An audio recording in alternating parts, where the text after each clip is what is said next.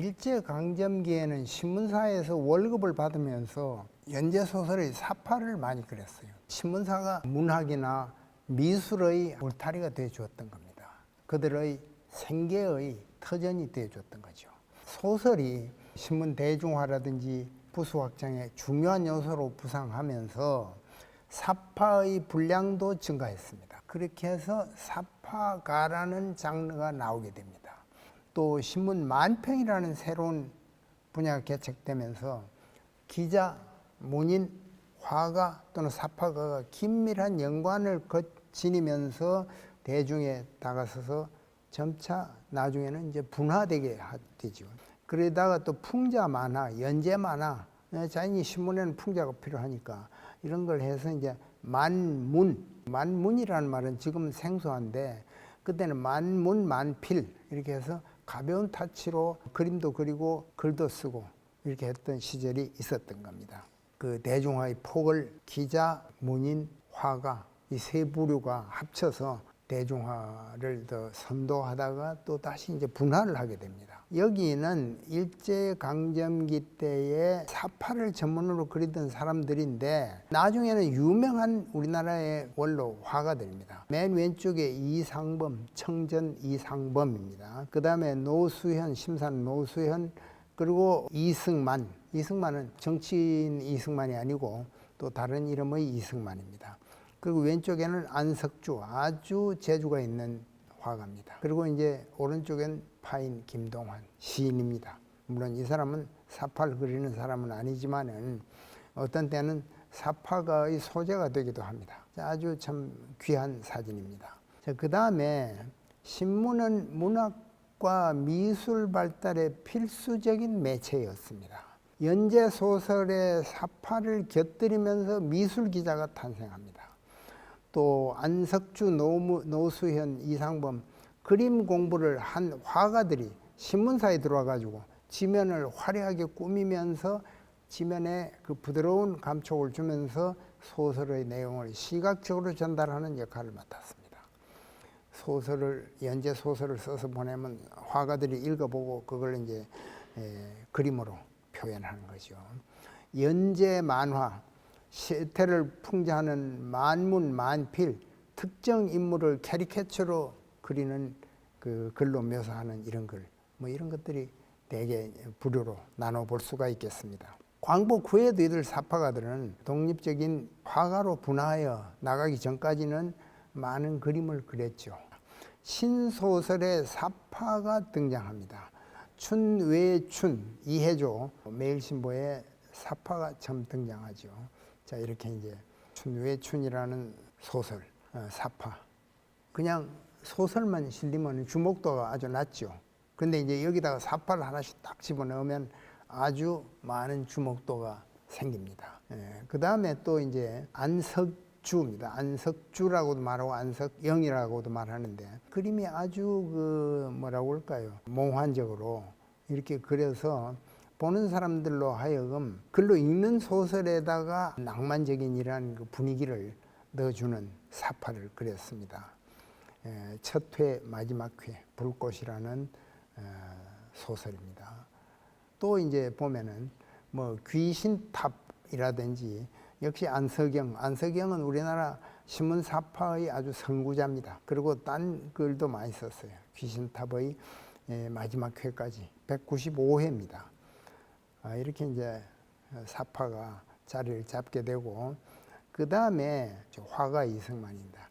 이 사람이 1회에 그린 바다의 처녀의 첫 회하고 마지막 회를 볼 수가 있습니다. 청전 이상범은 우리가 너무나 많이 알려진 동양 화가입니다. 그런데 조선미술전람회에 출품할 때는 유화를 그렸어요. 매일신보 25년 5월 13일자에 출품작을 소개를 해놓은 겁니다. 그 다음에 신문 만화를 그리는 이도영입니다. 구한말의 애국 계몽운동에 참여하면서 풍자성이 강한 시사 만화를 만평과 함께 시사 만화의 효시를 연 작가입니다. 1909년에 대한민보에 사파라는 제목으로 만평을 연재했습니다. 친일신문인 대한신문, 국민신문을 비판하고 정론을 펴는 신문을 옹호하는 만화를 그렸습니다.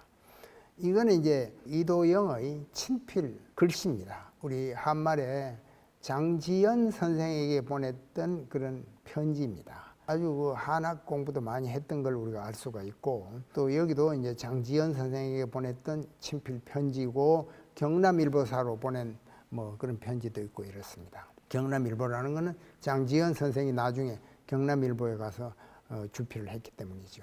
이제 이분의 만화를 한번 봅시다. 신문 만화가 대한민보에 실렸던 건데, 여기 일본말로 아무 그렇게 헤소데스, 이게 아주 어색한 일본말로 이렇게 한 거죠. 부탁하는 말이 기재하였소. 이게 밑에 있는 거는 이제 이 친일 신문이 친일적인 기사를 실었다라는 걸 만평으로 이렇게 이제 실어 놓은 겁니다.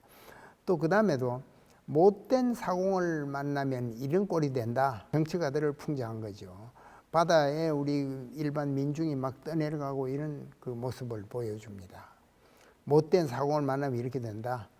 또 천한백옥에 저 가련할사 우리 동포를, 창호지가 떨어져 나가고 추워서 이게 아주 추운 집안에 우리 불쌍한 가련한 동포들이 쭈그리고 있습니다. 그런데 또 한편으로는 다른 만화를 보면은 이 딱한 부자야 자기 등만 따뜻하면 제일이냐, 이렇게 이제 풍자를 해놓았습니다. 원래 이제 이분은 그냥 본격적인 화가인데 사파라는 이름으로 만평을 실었던 겁니다.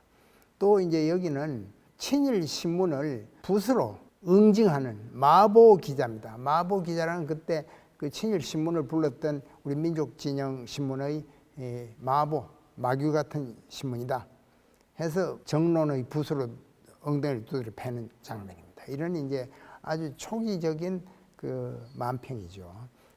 그런데 이제 네컷 만화가 등장합니다. 1924년에 조선일보에 멍텅구리 헌물켜기라는 만화가 실리기 시작합니다. 이상협이라는 사람이 동아일보에 있다 조선일보로 가서 이제 이렇게 혁신적인 여러 가지 그 아이디어를 내는데, 그 중에 이제 멍텅구리 현물켜기라는 걸 예고편이, 예고 기사가 나가고, 그 다음에 이제 첫 회가 멍텅구리 현물켜기입니다. 옆에다가 설명을 달아놨어요. 자, 이게 그 우리 네컷 만화의 효시입니다. 이렇게 해서 네컷 연재 만화가 시작됐어요. 이거는 소설도 아니고 옛날 얘기도 아니고 재미스럽고 우습기도 한 주장을 삼아 그림으로서, 이야기로서 그림을 그린 것이다 라고 이제 아까 그 예고편에다 써놨어요. 노수현은 동아일보 학예부 기자로 도안과 사파를 담당하다가, 아까 노수현이 그립니다. 멍텅구리. 각 신문의 만화가 이제 연재가 시작되기 시작합니다. 허풍선이, 동아일보, 엉터리, 응석바지, 구리귀신. 이게 이제 각 신문이 이제부터는 만화를 넣습니다. 자, 그 다음에 이게 이제 멍텅구리가 그 인기가 있다가 중단되고 나서 다시 등장한다는 얘기입니다. 멍텅구리의 재출발. 신문 만화가 일제 강점기에 이제 연재가 되고, 또 이게 그 재미를 더하면서 이렇게 네컷 만화가 이렇게 이제 바둑판 모양으로도 실리고 그냥 그 네컷으로 이렇게 실리기도 하고 합니다. 동아일보에는 춘곡 고희동을 비롯해 가지고 여러 화가들이 동아일보에 근무합니다. 노수현이라든지 안석주, 또 이상범, 다 유명한 화가들입니다. 최영수, 이마동, 역시 이게 유명한 화가들이죠. 정현웅, 월북을 한 아주 뛰어난 사파가입니다. 자, 이게 이제 안석주가 그린 허풍선이 모험, 이렇게 네 컷을 이런 식으로 바둑판 모양으로도 넣기도 하고, 만화의 장르를 계속, 그림만 잘 그리는 게 아니라 거기에 넣는 재밌는 문을, 이걸 이제 새로운 장르를 개척했는데 아주 재미있습니다. 이 사람은. 그러니까 이게 보통 그림 재주만 있어가지고 되는 게 아니고 머릿속에는 그 많은 그 문학적인 소양, 저널리스트로서의 소양을 동시에 갖추고 있어야 되는 겁니다. 또 이것만이 아니라 소설, 시, 시나리오 다양한 분야의 재능을 발휘했던 화가인데 일찍 죽었습니다. 해방 직후에 죽었어요. 자, 이거 보세요. 아주 과장을 해가지고 모던 보이, 모던 걸 해가지고 과장된 모습입니다. 이건 또 부자가 부를 과시하는 옷이고 옆에다가 이쁜 여성을 끼고 있습니다. 잘 보이시나요? 예, 이게 이제 있고 그 다음에 이제 이게 또 학생들이 싹 수 없는 중등생, 지금 말하면 이제 고등학생들이죠. 술 먹고 뭐 여자를 뭐 희롱하고 이런 만화. 그 글도 다 그 사람이 직접 쓴 겁니다.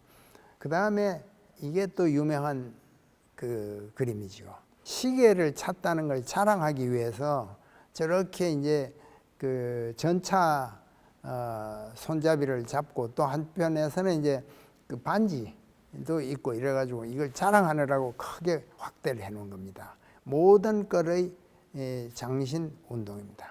또 이분이 그린 그림 중에는 모든 걸이란 뭔가 그 요새 말하면 신여성들인데 종류도 여러 가지가 있으나 습의 반동이다 이렇게 하면서 지금 이게 이제 나온 거죠.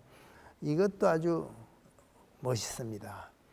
길거리에서 보는 어떤 꼬리 피는 공작입니다. 아주 뭐 과장을 하고 지금 내놔도 아주 뭐 못지않은 그러한 멋쟁입니다. 커야 될 거는 작게 하고 작은 것은 크게 해서 뒤에 있는 파라솔은 저렇게 쬐끄맣게 하고 핸드백은 엄청 크게 이렇게 이제 다음 날의 유행, 명일의 유행이다. 앞으로는 저런 유행이 생길 것이다. 라고 이제 말했는데 조금 과장이지만 또 어떻게 보면 현 시대에도 맞는 것이 아닐까 하는 생각이 듭니다. 아스팔트의 딸 역시 비슷한 화풍이죠. 이게 다 안석주라는 안석영의 글과 그림입니다. 자, 이게 뭐 그 댄스홀에서 광란의 박테리아 이렇게 해놨습니다. 과장되게 이렇게 해놨어요. 그리고 이 사람은 특히 그 인물평을 재밌게 그립니다. 그리고 글을 써요. 이광수를 지금 그려놓은 거고 거기에 뭐 약간씩 이제 논평을 해놨어요. 백철 문학평론가 백철 또 이제 이게 이제 김동인입니다. 소설가 김동인. 그리고 이제 아까 삼천리 잡지를 발행했던 김동환 이런 사람들을 그림도 거기 알맞게 특징을 살려서 그리고 글을 써서 이렇게 했습니다. 황원행이라는 이란 그 동아일보에 릴레이 소설을 실었어요. 릴레이 소설에 누가 1차를 쓰고 나면 화가는 누구 이렇게 짝을 지어서 황원행이라는 제목의 5 화가와 5 작가를 짝을 지어 놓은 겁니다.